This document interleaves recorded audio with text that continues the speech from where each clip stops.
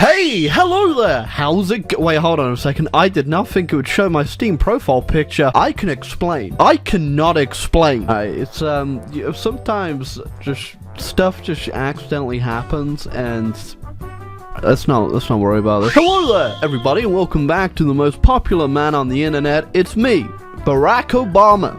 Just kidding, it's me, your tri-weekly uploader, ISP, the man with the chaos, spectacular good looking, and amazing charm and wit. And anime profile picture, apparently. Today we're back in the world of Cities Skylines, where I've got a dastardly disgusting plan, because I just feel like building a city and then making it wonderful. Nothing else. No ulterior motives. No unneeded suffering amongst the populace. Just pleasure. In all seriousness,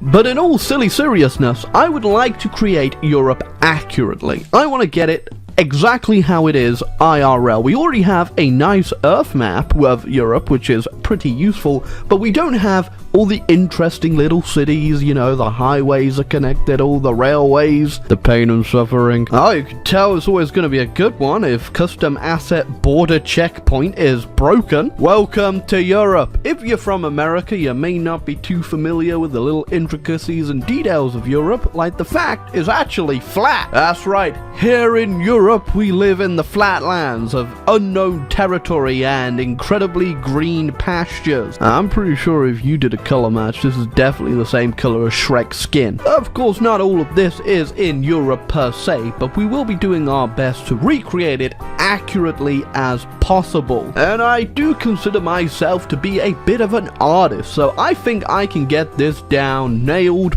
perfectly. By the way, I am not responsible for any national tragedies that may occur in this playthrough. In fact, I'm just gonna go ahead and say it right now. They're probably going to happen a lot. Alright, where should we start? Where is the best place in Europe? Let's get the war started in the comments straight away. Alright, if you're not too familiar with Europe, you've never paid a visit, I highly recommend you do at some point. You may not be aware of the Super European Super Death Highway, which is definitely real, and definitely does not defy any laws of reality.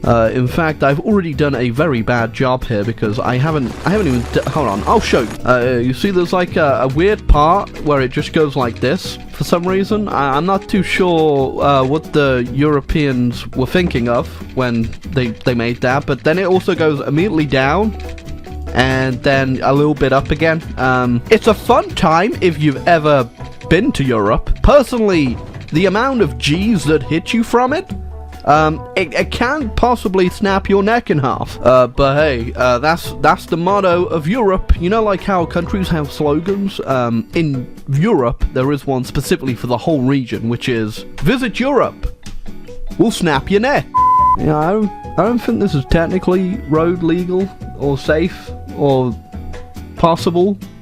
But that's just the art of Europe, baby. It's a magical place. Then, of course, the Great European Highway also comes from Greenland over there, and it also has a bit of a wacky path around it. You see, because Europe is pretty famous for its rampant alcoholism among the population, which is something we pride ourselves in, and we wouldn't have it any other way. We may have fought endless conflicts for 2,000 years between ourselves, but now at least we are unified in our ability and innate love for alcohol, which does have its own underlying complications when you turn up the next day for work and have to build a highway. You see, in America, you've got your hooty-tooty American dream, the land of opportunity and all that malarkey. But over here in Europe, we have the European hangover, which has led to such beautiful creations as this. It's alright, you know, we'll get used to it. Eventually, a German man will come along and fix this mess for us, but until then, we'll just, I think we did a good job. Right, you know what, speaking of Germans, let's start off there, shall we? And you see, us up here in Northern Europe are not as cultured as our Southern European friends. They were busy, you know, writing arts and poems about love and, I don't know. We were busy up here working in the steel mill, eating potatoes. As we quite know, the Germans are famous for their seriousness and their no mucking about. There won't be any funny antics, and nothing says seriousness like a bouncy castle. Welcome to Germany. There you go, there's the It's the German parliament right there. Oh, yeah, I forgot buildings require power. Sorry, buildings. I forgot cities require power. There we go. Some nice renewable energy for the Germans and some delicious North Sea seawater to drink. Don't drink water from the North Sea. So, during the Cold War, Germany was split into two, West and East Germany, and famously the East side was not a very good place, so to kind of get that point across, we've got ourselves a elementary school here, right across the road from the garbage disposal place. Nothing could quite be that depressing, and probably pretty accurately representing East Germany. There you go, kids. Once you've finished your school day, you can start your shift at Frank's Fish Stick Factory. I don't know how anyone can say I'm not the best mayor of this town when I'm keeping these kids in work where they obviously should be. Oh yeah, that's what Germany needs as well. They need some buses. If I know anything about Germans, it's that they really enjoy buses, farming, forklifts, any sort of simulation game, really. You remember the good old days where you could just put your child on the bus for their shift at the fish stick factory? Oh, I was actually looking for monuments to put down. This one I don't remember downloading. You are now entering East Germany. Well, I gotta say, I'm pretty sure I've done a pretty upstanding job here for Germany. You know, we've got East Germany all set up, got the school down, we got the, oppression office, and over in West Germany you got everything the Germans love. You got yourself the old Christmas market where you can get yourself a bratwurst, some currywurst, and some beer, and then you have football and buses. They love the buses. Let's take a small detour down into France. Oh, mon ami sacre bleu. Ah, France, full of everything. Wine, cheese, romance, love. Oh my god, the art, poetry, the food. It's got everything. It's just a shame it's full of French people. I don't have the Eiffel Tower unlocked, but we do have the Statue of Liberty, which is actually incredibly French because it was built by them. And they have their own version of it in France still. There we go. Just as I remember, Paris would not be France if we weren't dumping our sewage right in Britain's face. So you guys are never going to have to actually visit France yourself now. I can just show you exactly what's here on my own. So obviously you have all the historic housing and buildings. You've got the old museums and the buildings and whatever this thing is, and obviously the Statue of Liberty. Also here, might as well fix Switzerland as well, really. There you go. It's just like a big mountain, really. I think just a big old mountain. Pretty sure it's the biggest mountain in the world. It's the Alps. Yeah, but that's definitely what it's called. There you go. The top of the mountain fortress that is Switzerland. There's just like a guy that makes chocolate and the rules of warfare or something. Now Italy, kind of like France, kind of like French, but without the French people. Now, you've been to Italy, you know immediately that the traffic laws aren't laws, they're more of a suggestion. So to accurately portray this point, we need to make it so Italy looks like an Italian road. Now, some people, when you ask them about Italy, will just say things like Super Mario Luigi, and that is just offensive. They also do pizza. Yeah, that's starting to look a lot like Italy. Oh my god, it's just like I'm there. It's like I'm in Italy, right? Italy also has the Pope, which I don't have any Pope stuff, so I'll just put the statue of Lenin down. Kind of like the Pope in a way. Apparently Lenin requires power. We've been there before, Lenin. I won't fall for that one again. Italy is also a pretty big tourist destination, and people like to go to places like Florence, Milan, and if you're feeling very romantic, you want to take your significant other to Venice, which, if you've ever been to, it has a unmistakable smell, and we're just gonna go ahead and say that's what these are here for. There we go. It's like I'm right there in the middle of it all. There you go. Big part of the charm of Italy is just getting to work without dying. Right, moving on to the UK, where a lot of you people are actually from. But unfortunately for the UK, it's not actually in Europe anymore, so we're just gonna... There we go, done. Oh, apparently me snapping the UK out of existence might wipe out all of France. Oopsie. So, I just came out to look at East Germany. There's a distinct stain going on around it, and a lot of crime. There's crime at the oppression office. How does that work? Alright, okay, I'll tell you what, UK, I'll make you a special offer. Okay, well, you get to be in the video, but don't take this as any leeway. You're not allowed back in. That's right. You gotta start off the UK right with the Great Wall to keep the French out. You can't have any of that, you know, decent food coming into the UK. Don't be ridiculous.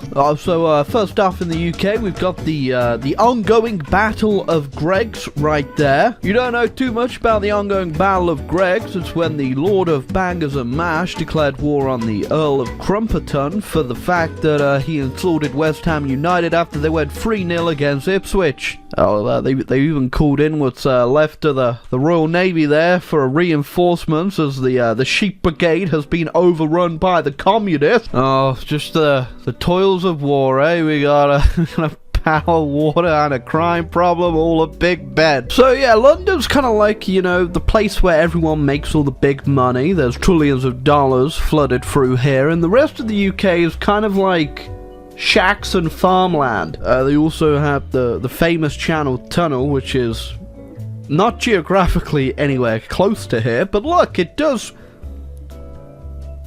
British people can breathe underwater. Oh, Italy's on fire. Oops. Do you think the reason that all our buildings over here in Britain don't have enough workers is because they're too scared to go underwater in this death trap? I'm gonna go ahead and say it might be a possibility. Oh man, our city, Europe is my city. So I think that was the dumbest thing I've ever said.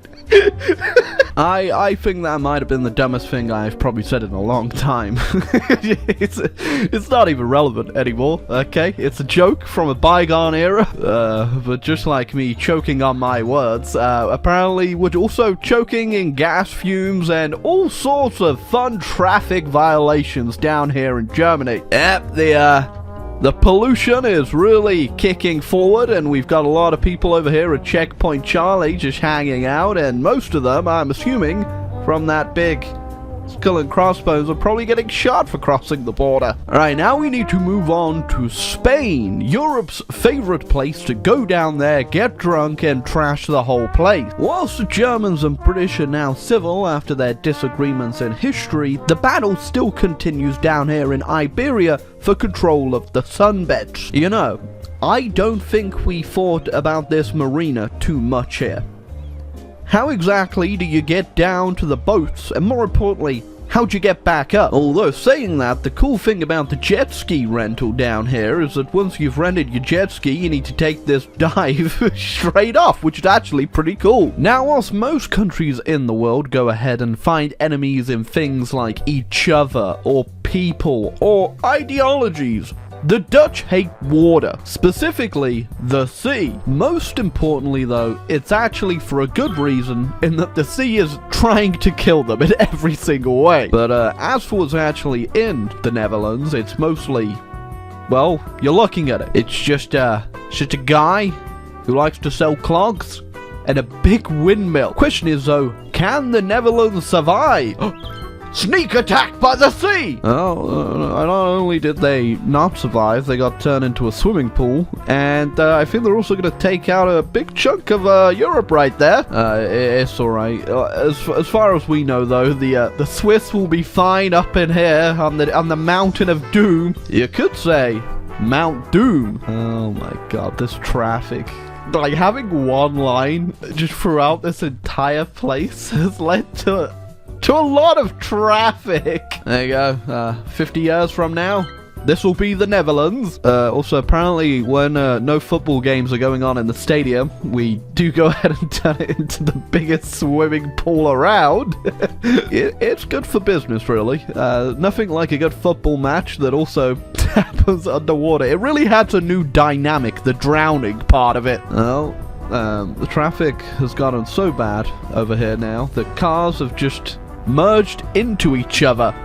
It's a hot dog garbage van. Yeah, maybe I should try and alleviate some of the problems here. You know, sometimes you just gotta defy the laws of physics to get to work. Remember though, make sure you're only doing 40 when you're breaking the laws of physics. Alright, this just adding an extra layer of complexity to our already very complex road laws that don't really make any sense. Oh, well, there it goes.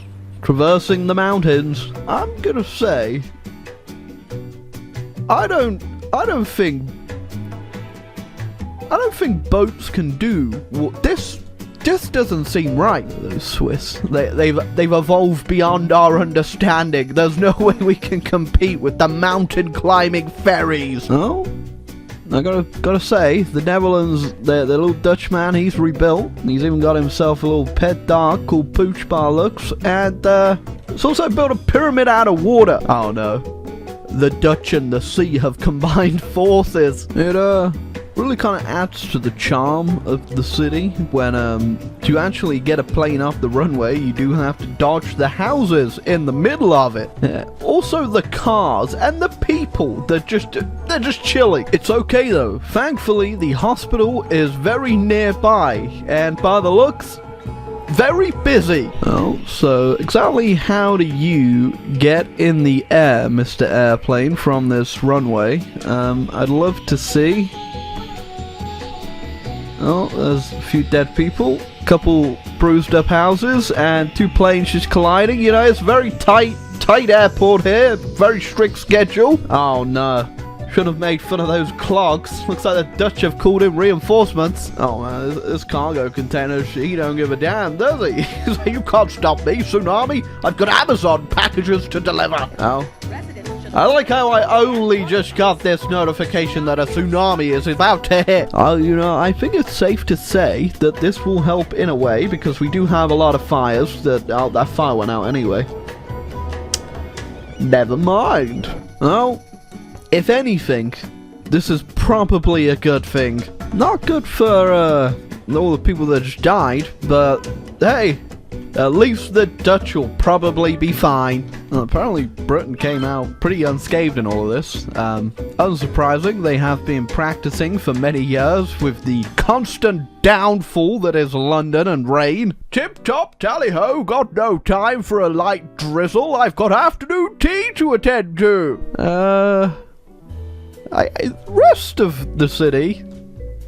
not looking too fresh. Well, I think it's safe to say we may have done some irreparable damage to the entire world, because this thing doesn't look like it's gonna stop at just the end of Europe. Well, if we can take away any lessons from this, don't make fun of the Dutch. They'll kill everyone. But yes, thank you guys for watching. Hope you enjoyed this little video. And if you did, leave a like, hit subscribe button down below. It really does help the channel, even though I am slightly inactive. But don't worry, there's going to be a few videos coming out very soon. If anyone's still here to watch, that is. If not, I guess I'm just talking to everyone in Europe right now.